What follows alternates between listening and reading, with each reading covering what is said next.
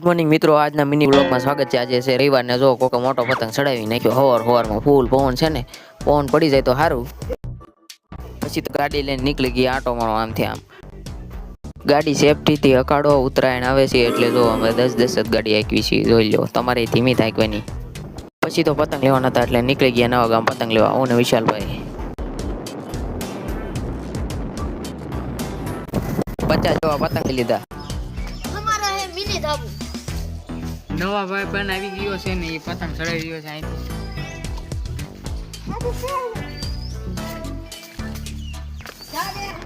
પછી તો ધાબા ઉપર આવી ગયા। હા, ચડાવી લીધો પતંગ।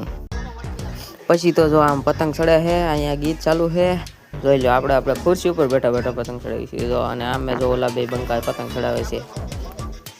હા,